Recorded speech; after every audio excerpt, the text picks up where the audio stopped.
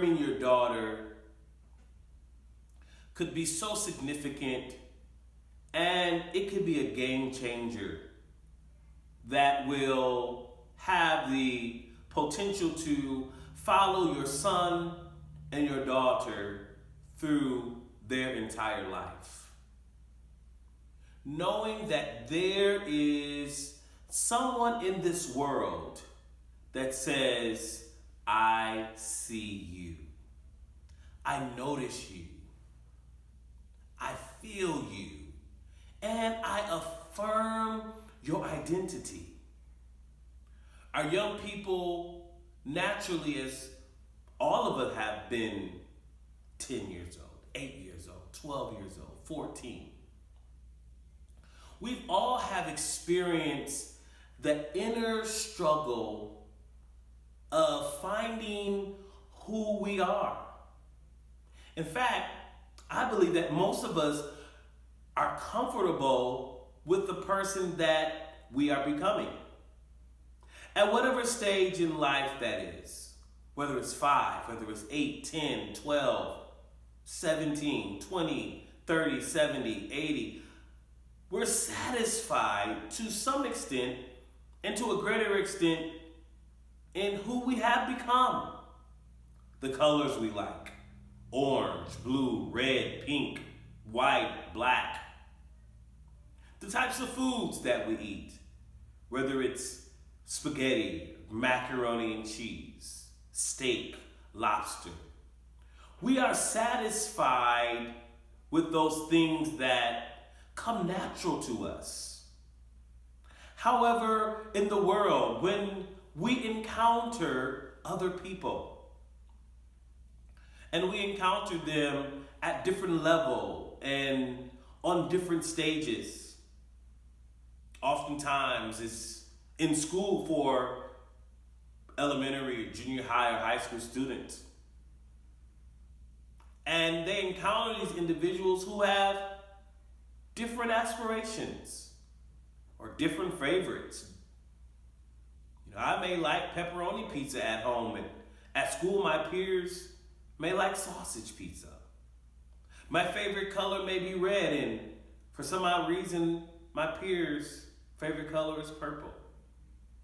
And when I encounter those individuals, sometimes we as individuals second guess ourselves. And in a world where social media is driving so many of the messages that we toil with on the everyday basis, the challenge to the things that we naturally and innately kind of bind ourselves to grows greater. And so for students, it is just something that you can't put a price on when they are affirmed. You may have a young daughter whose favorite color is orange. But many of the girls at school, their favorite colors are purple and pinks and roses. But for some odd reason, not even odd, but for any reason that it is, your daughter's favorite color is orange. And in the midst of all the other girls liking rose and purple and pinks, fuchsias, your daughter needs to know that it's okay to love orange. You may have a son who's in high school, and all the other boys, they are playing football and basketball and wrestling. And as a father, you look forward to that opportunity to go to your son's football game or basketball game or wrestling match, and to argue amongst the other fathers and have that fatherly moment. And it just so happens that your son likes soccer. And you don't necessarily see having the opportunity to boast in the same way you could at a football or basketball game or a wrestling match. So you may be discouraged. And unfortunately, you will have to deal with that discouragement. Because what's most important is affirming your son and letting him know that it's okay to play soccer. It's okay to be different. That affirmation, that sense of acceptance coming from my father, coming from my mother, will last me all of my life. It helps me, it being that affirmation from my mother or my father or my grandmother or my caregiver, my guardian. That affirmation builds my sense of self-worth. Remember, most of us are okay with who we are inside. Things we like, the things we love, our hobbies. It's when we start interacting with the outer world that we begin to question ourselves. Yet, this questioning can be cured, if I could use that analogy. It's not necessarily a disease. No, I'm not saying it. But there's a symptom of one not being satisfied with themselves. And that satisfaction leads to discomfortness, this sort of discomfort of being me, which ultimately can lead to mental illness, depression, sickness. And so we want to look at those symptoms and cure them, address them, medicate them for the long term with an affirmation. It is a beautiful thing, I think, to wake up in the morning and to tell your son or your daughter how beautiful they are, how handsome they are. To affirm their hair, whether it's natural or processed.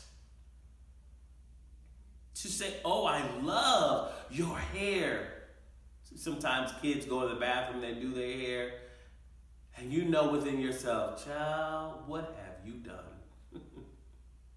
It is good to affirm your child's creativity.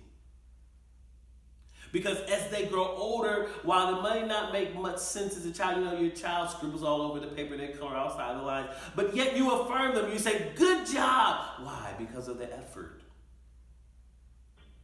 Because we realize that over time, they will mature as an individual, and in the case of the coloring, they will learn how to color in the lines. They will learn how to develop color schemes that match and mix to become beautiful artistry. But they will never get to the place where they can color in the lines if you don't affirm that at least they're coloring. So it's important as parents, as caregivers, that we learn to affirm and we practice to affirm our children on in every level of life. Tell them how beautiful they are, how beautiful their eyes are, their hands, their cheeks, their ears. All those little things. You say, oh, what did we say? We're going to affirm my child's ears.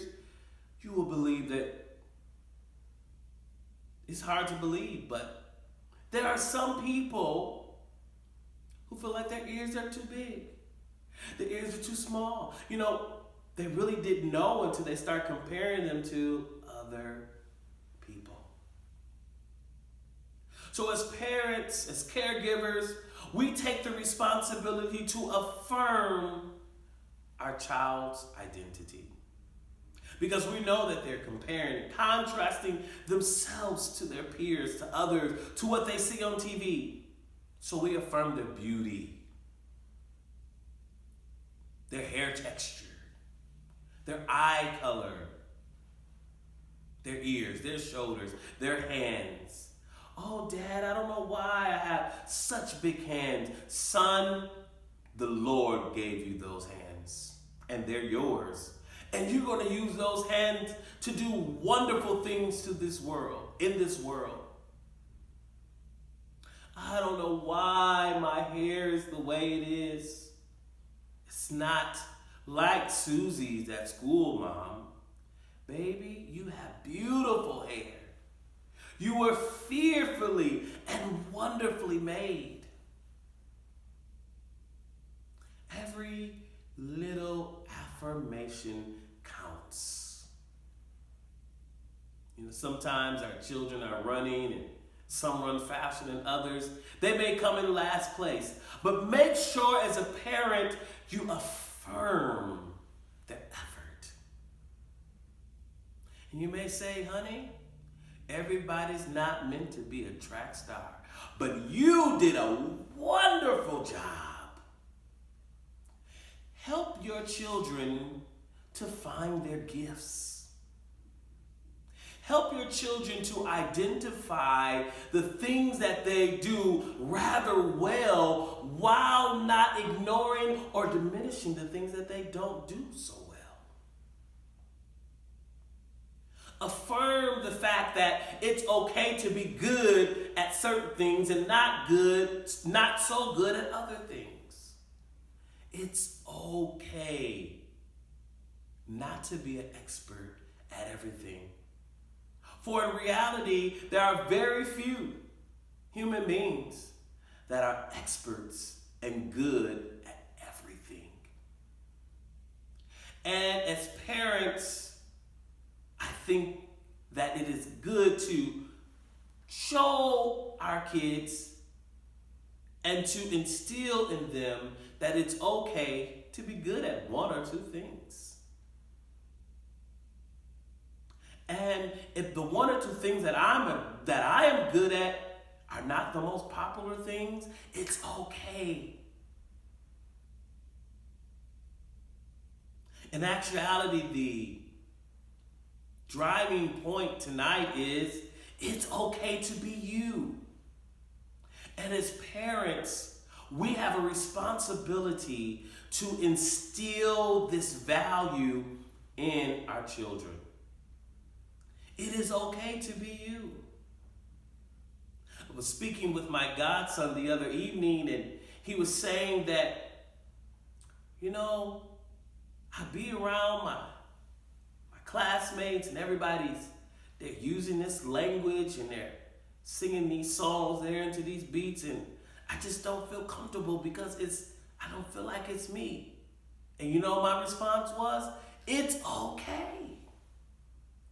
That's them, but you are you.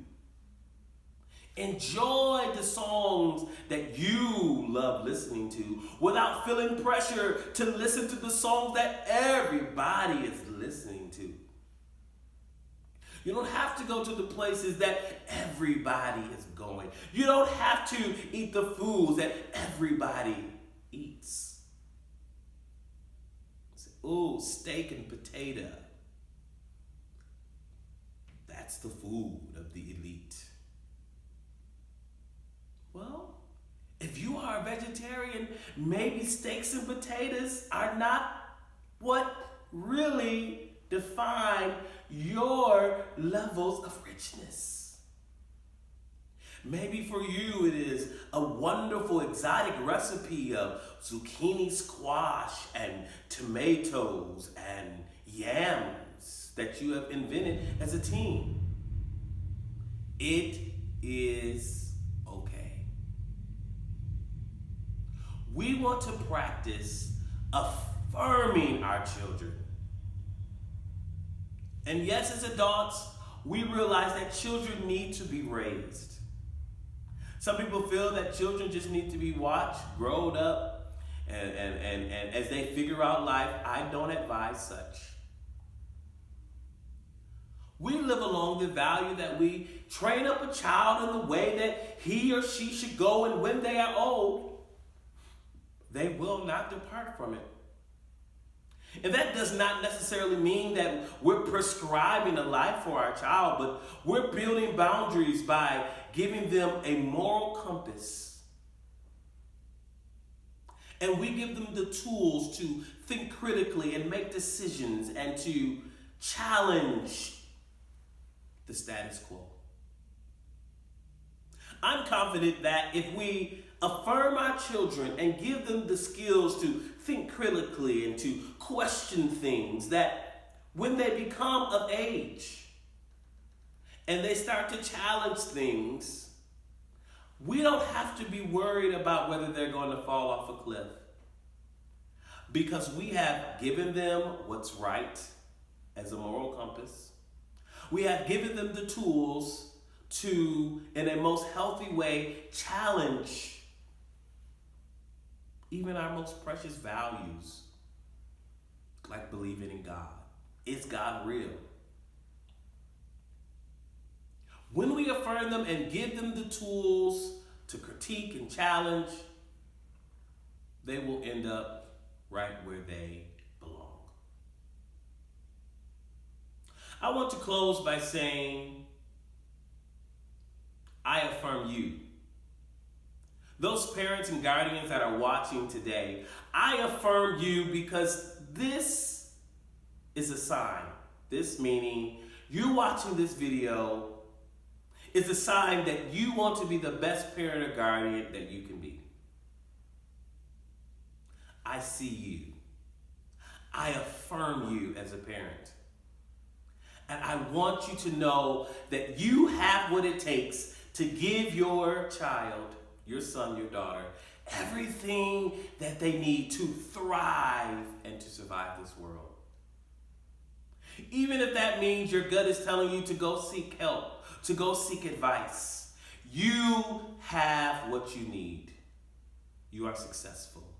You are powerful. And you are a great parent.